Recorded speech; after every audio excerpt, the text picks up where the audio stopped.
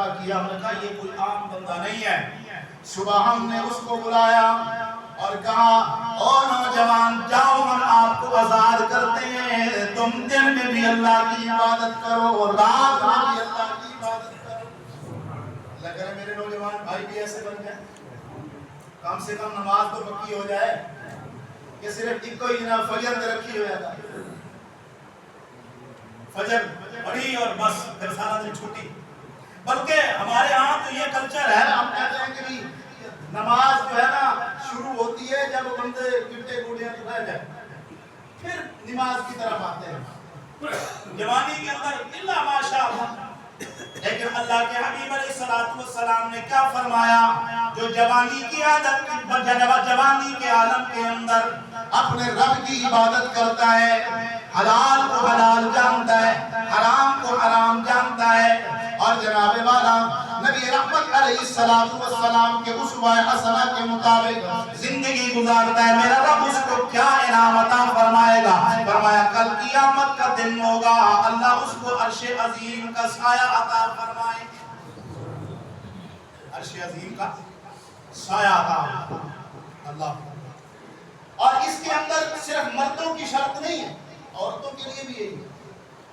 اور ماشاءاللہ دنیا کے اندر ہم ذرا اپنے اسلاف کی تاریخ پڑھیں نا تو اس کے اندر عورتوں نے بھی بڑے بڑی عبادات اور ریاضات کی ہیں۔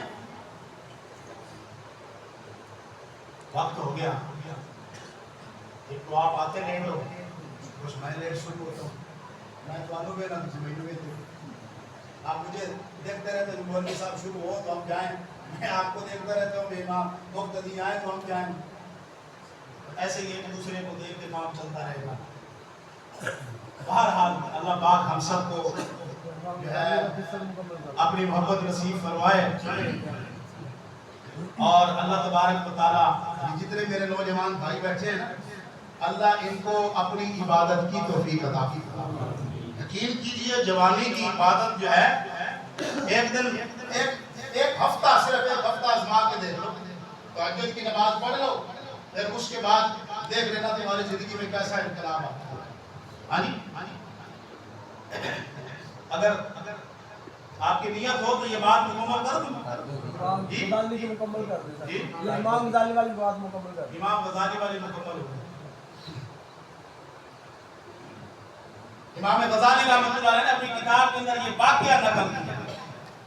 اگلی بات کو میں عرض کرنا چاہتا تھا، فرمایا جب بھی انقلاب برپا ہوا ہے نا، نوجوانوں نے ہی برپا کیا، نوجوانوں نے۔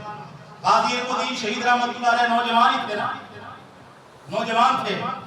راجپال ملعون نے ہمارے نبی صلی اللہ علیہ وسلم کی گستاخی کی تو غازی المدین شہید رحمۃ اللہ علیہ میدان کے اندر آ گئے، نوجوان تھے۔ آپ نے ان کی تصویر دیکھی ہوگی، ابھی پتہ نہیں حقیقت میں ہے یا ان کی عمر اس وقت اتنی ہی تھی، مجھے ابھی نکل رہی ہے، لیکن سچی محبت جب دل کے اندر ہوتی ہے نا۔ آج 31 اکتوبر ہے نا، 31 اکتوبر، اس مناسبت سے عرض کر رہا ہوں آج کے دن ان کا یوم شہادت ہے، غازی المدین شہید رحمۃ اللہ علیہ۔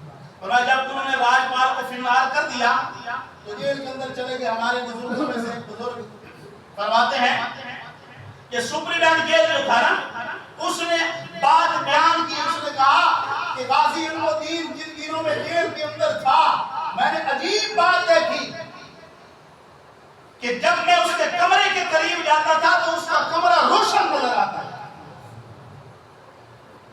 اور قائد اعظم محمد علی جناح وہ اس وقت وکیل تھے، انہوں نے کہا کہ تم ایک مرتبہ کہہ دو کہ یہ میں نے کام نہیں کیا ہے، تو اگلی بار میں کہہ رہا تھا میرا کام جانا، چونکہ میں وکیل ہوں۔ انہوں نے کہا زندگی میں یہ ایک ہی کام کا کیا، اس سے بھی انحراف کر دوں، اس سے بھی مکر جاؤں، نہیں مکرے۔